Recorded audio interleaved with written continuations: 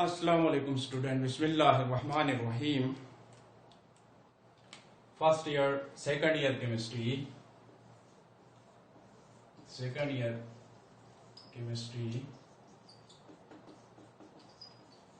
13 chapter number 13 और chapter का नाम जो है S and P block elements. S and P block elements. Student, S and P block elements पढ़ने से सबसे पहले आप लोगों को पीरियोडिक टेबल के बारे में पता होना चाहिए कि पीरियोडिक टेबल में कौन से elements P S block elements कहलाते हैं, कौन से एलिमेंट्स पी ब्लॉक एलिमेंट्स कहलाते हैं, कौन से एलिमेंट्स जो हैं डी ब्लॉक एलिमेंट्स कहलाते हैं और कौन से एलिमेंट जो हैं एफ ब्लॉक एलिमेंट्स कहलाते हैं। Group one A and 2A of periodic table जो है ये आप लोगों के एस ब्लॉक एलिमेंट्स कहलाते हैं। एस ब्लॉक एलिमेंट्स कहलाते हैं। एस ब्लॉक एलिमेंट्स कहलाते हैं। इसी तरह तुम्हारे पास जो थर्ड ग्रुप है, fourth, fifth, sixth, seventh, eighth, ये आपके पास पी ब्लॉक एलिमेंट कहलाते हैं। पी ब्लॉक एलिमेंट्स कहलाते हैं। इसी तरह तुम्हारे पास जो सब ग्रुप हैं 1A, 1B, 2B, 3B and so on 8B जो एलिमेंट्स हैं ये तुम्हारे पास बी ब्लॉक एलिमेंट्स कहलाते हैं।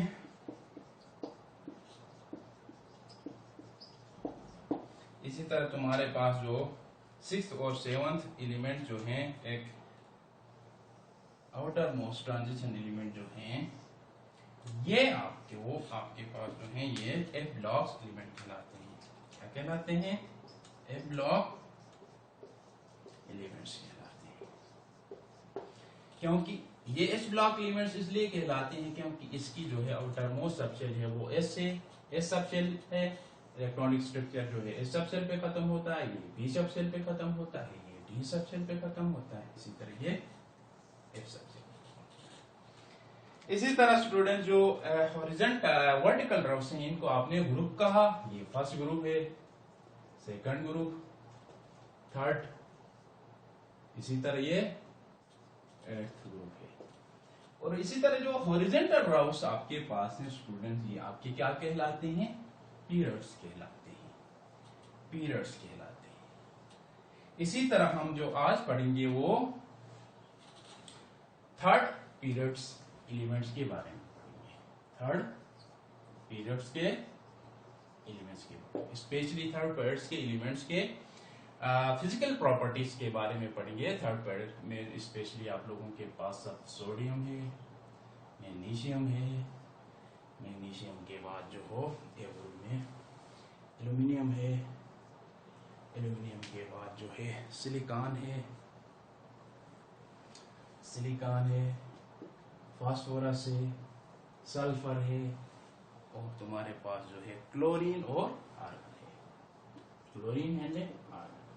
अभी हम इन एलिमेंट्स की जो है इलेक्ट्रॉनिक स्ट्रक्चर यानी 3D एलिमेंट की physical properties third period element की हम क्या पढ़ेंगे? फिजिकल प्रॉपर्टीज पढ़ेंगे। Physical properties of third period elements पढ़ेंगे।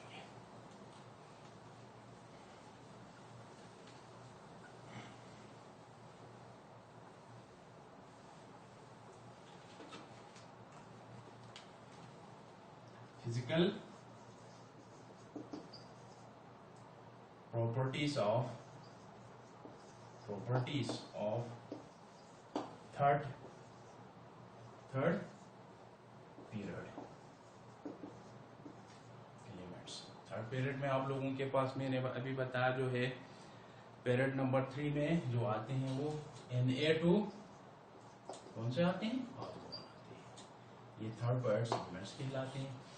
और इसकी जो है फिजिकल प्रॉपर्टीज में जो स्पेशली हम इसको एटॉमिक प्रॉपर्टीज भी कहते हैं। एटॉमिक प्रॉपर्टीज एटॉमिक प्रॉपर्टीज भी कहते हैं। एटॉमिक प्रॉपर्टीज में जो सबसे पहले हम जो चीज देखेंगे वो electronic structure. Electronic structure of 3 third period elements. Third period elements का हम क्या देखेंगे? Electronic structure. स्टूडेंट जो थर्ड पेरियड एलिमेंट में जो अभी मैंने पीरियोडिक टेबल बना के जो लिखा था, इसमें तुम्हारा सोडियम आता है Na, सोडियम के बाद मैग्नीशियम, मैग्नीशियम के बाद एल्यूमिनियम, एल्यूमिनियम के बाद सिलिकॉन, सिलिकॉन के बाद फास्फोरस, फास्फोरस के बाद सल्फर, सल्फर के बाद क्लोरीन, क्लोरीन के बाद और आप लोगों को पता है सेकंड पीरियड में जो लास्ट एलिमेंट है वो एट ग्रुप में वो नियॉन है। तो हमें अगर नियॉन नियॉन की इलेक्ट्रॉनिक कॉन्फ़िगरेशन को हम इलेक्ट्रॉनिक स्ट्रक्चर को इस तरह शो करेंगे, इसके बाद जो इसका जो बनेगा वो 1s, सॉरी ये थर्ड पीरियड है तो 3s1, इसी तरह ये Na नियॉन हम सारों के साथ लिखेंगे,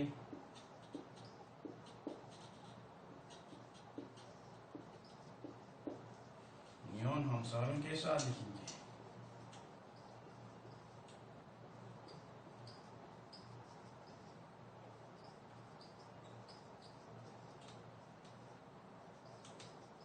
इसी तरह यहाँ पे 3s1, 3s2,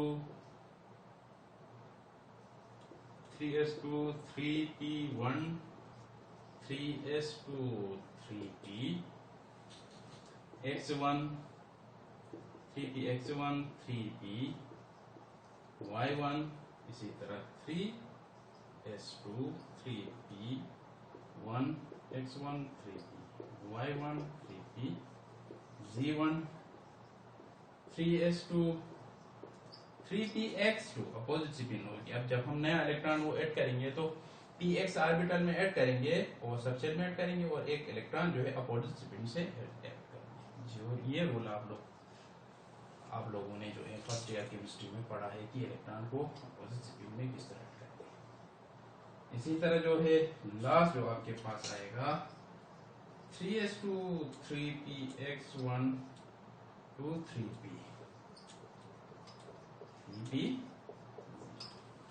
ये आप लोगों के पास इलेक्ट्रॉनिक स्ट्रक्चर है 3D एलिमेंट्स का।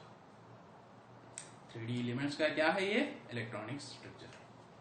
अब हम इनका जो है 3D एलिमेंट्स का trend in atomic radius, atomic radius में इनका ट्रेंड्स क्या है? एटॉमिक रेडियस जो है इनका जो है along the period या डाउन द ग्रुप कांस्टेंट रहता है या इंक्रीज होता है, डिक्रीज होता है, किस किस्म का फिनोमेना, किस किस्म का बिहेवियर्स एलिमेंट्स जो हैं पीरियोडिक टेबल में शो करते हैं। क्या है?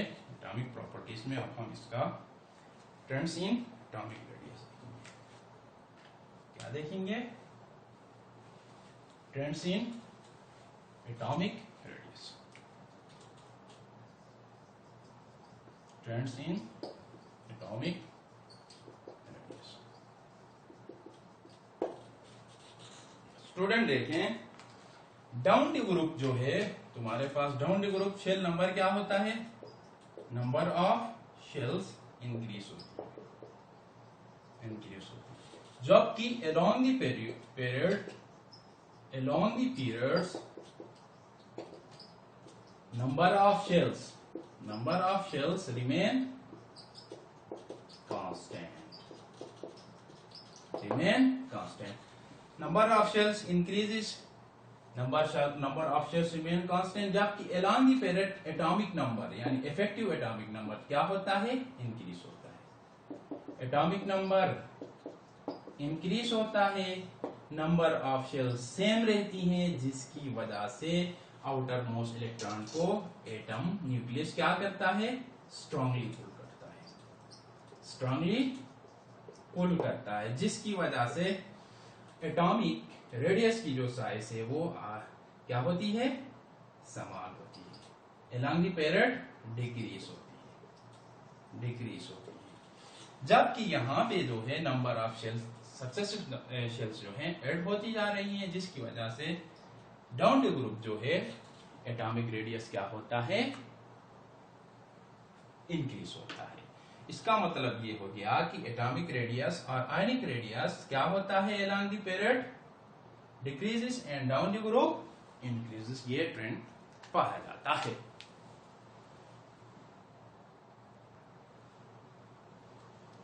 ये क्या होता है, इंक्रीज होता है।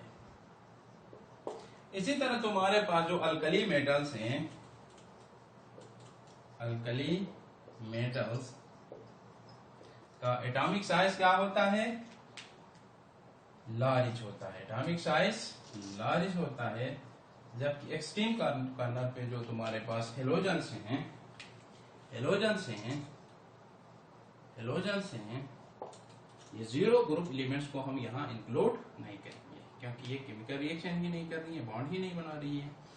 और इनके अलावा जो तुम्हारे पास हेलोजन्स हैं, इनका साइज क्या होता है, एटॉमिक साइज स्मॉलेस्ट होता है, स्मॉलेस्ट होता है एटॉमिक साइज, एटॉमिक साइज। इसी तरह हम लोगों के पीरियोडिक टेबल में ट्रेंड इस तरह बनता है। इसी तरह तुम्हारे पास जो है कैटाइन है और एनाइन है। एनाइन और कैटाइन की साइज क्या होती है,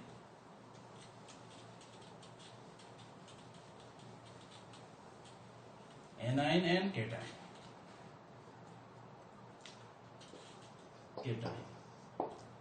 कैटाइन की जो साइज है वो पेरेंट एटॉम से क्या होती है, समाला होती है। पेरेंट एटम से कैटाइन की साइज समान होती है। पेरेंट एटम से कैटाइन की साइज समान होती है। क्यों? Due to effective nuclear charge and less shielding effect. Due to effective nuclear charge and less shielding effect. क्या है, क्यों डिक्रीज होती है? Because of effective nuclear charge और लेस शील्डिंग इफेक्ट की वजह से क्या होती है, कैटाइन साइज पेरेंट एटम से समाला होती है। जबकि एनाइन की साइज जो है वो एनाइन की साइज जो है पेरेंट एटम से क्या होती है, पेरेंट एटम से लार्जर होती है, लार्जर होती है, लार्जर होती है, पेरेंट एटम से लार्जर होती है। Because of effective nuclear charge, weak effective nuclear charge and strong shielding effect. Because of weak effective nuclear charge and less की जगह हम यहां क्या लिखेंगे, एंड स्ट्रॉन्ग शील्डिंग। एनाइन की साइज लार्ज होगी किससे, पेरेंट एटम से। क्यों? Due to weak effective nuclear charge and strong shielding effect. जबकि कैटाइन की साइज जो होती है वो पेरेंट एटम से संभाल आती है, due to strong effective nuclear charge and a weak shielding effect की वजह से।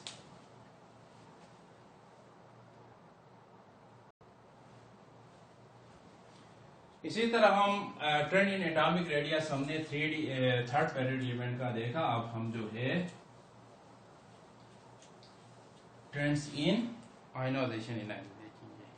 Trends in ionisation energy, trends in ionisation energy.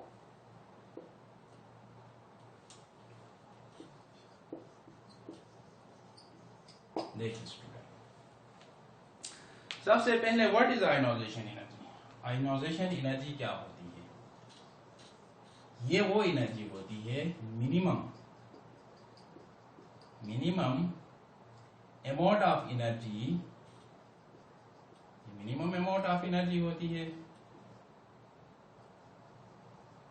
जो कि क्या होती है, required to remove outermost loosely held electron in gaseous form, held electron to remove 1 mole outermost, 1 mole of atoms outermost loosely held electron को remove करने के लिए जो एनर्जी दरकार होती है इन गैसियस स्टेट में, इसको हम क्या कहते हैं? आयोनाइजेशन। मसलन हमारे पास एक एटम है, इस एटम के आउटर मोस्ट शेल में जो लूजली इलेक्ट्रॉन है, इसको रिमूव करने के लिए जो एनर्जी हमें दरकार होगी, इस एनर्जी को हम कहते हैं आयोनाइजेशन एनर्जी कहते हैं। शर्त ये है कि ये क्या हो? गैसियस फॉर्म में हो। इसी तरह आयोनाइजेशन एनर्जी जो है along the period and along down the group, इसका बिहेवियर क्या है ये हम देखेंगे।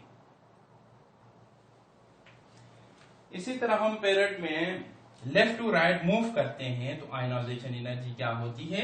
इंक्रीज होती है। Ionisation energy form period 3 elements में जब हम लेफ्ट टू राइट की जानिब क्या करते हैं? मूव करते हैं तो आयोनाइजेशन एनर्जी क्या होती है?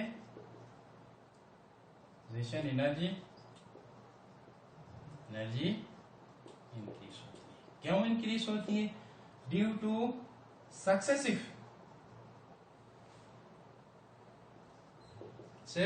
Atomic charge and smaller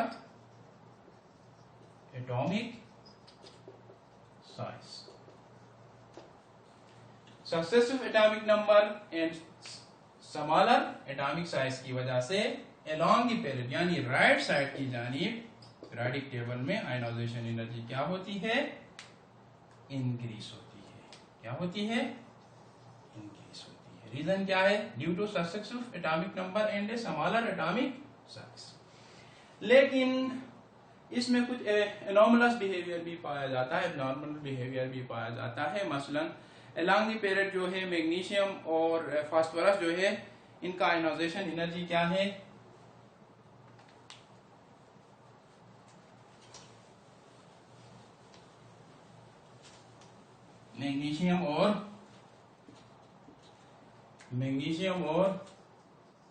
magnesium and phosphorus का आयोनाइजेशन एनर्जी ज्यादा है किन से? क्लोरीन, इनका जो है एल्यूमिनियम और सल्फर से, एल्यूमिनियम एंड सल्फर से मैग्नीशियम और फास्फोरस का आयोनाइजेशन एनर्जी ज्यादा है। अब हम मैग्नीशियम और एल्यूमिनियम का कंपेयर करते हैं कि मैग्नीशियम और एल्यूमिनियम का हम क्या करते हैं? कंपेयर करते हैं कि हमने कहा था अलोंग द पीरियड जो है आयोनाइजेशन एनर्जी इंक्रीज होती है, जबकि मैग्नीशियम का एल्यूमिनियम से आयोनाइजेशन एनर्जी ज्यादा है। वजह क्या है? इसकी वजह यही है कि इनकी जो इलेक्ट्रॉनिक कॉन्फ़िगरेशन है, मैग्नीशियम की इलेक्ट्रॉनिक कॉन्फ़िगरेशन है Mg की जो इलेक्ट्रॉनिक कॉन्फ़िगरेशन है, इसके आउटर मोस्ट शेल में 3s2 2 इलेक्ट्रॉन से, यानी इसकी आउटर मोस्ट शेल ऑर्बिटल जो है कंप्लीटली फिल्ड है। जबकि एल्यूमिनियम की जो है, इसकी जो है 3p1 है। इसकी क्या है? आउटर मोस्ट शेल जो है 3p1, यानी इसका इस तरह है 3s2। इसी तरह जो है इसका जो पहले जो बनता है 1s2 2s2 2p6 1s2 जो भी है, इसी तरह जो भी बनता है वो 3s2 2p6 और 2s2 जो भी इससे पहले बनता है, इसको हम इस तरह भी लिख सकते हैं। नियॉन की भी, नियॉन का भी लिख सकते हैं यहाँ पे। यानी कि इसको दोबारा कंप्लीटली लिखता हूँ। मैग्नीशियम और एल्यूमिनियम का, magnesium 1s2 2s2 2p6 3s2। इसी तरह तुम्हारे पास एल्यूमिनियम है 1s2 2s2 2p6 3s2 and 3p1। अब यहां देखें, मैग्नीशियम की ऑर्बिटल जो है, आउटर मोस्ट जो तुम्हारे पास शेल है, ये तुम्हारे पास कंप्लीटली फिल्ड है और ये तुम्हारे पास पार्शली फिल्ड है।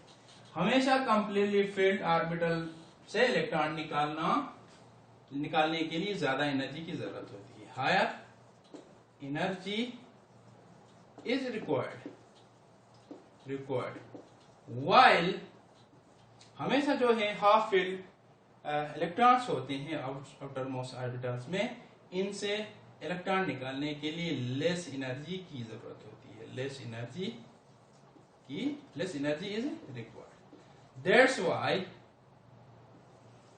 Ionisation energy of magnesium is higher than that of aluminium.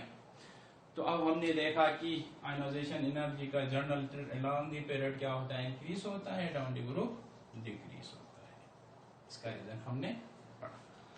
Okay student, आज के लिए इतना काफी है। अल्लाह हाफिज।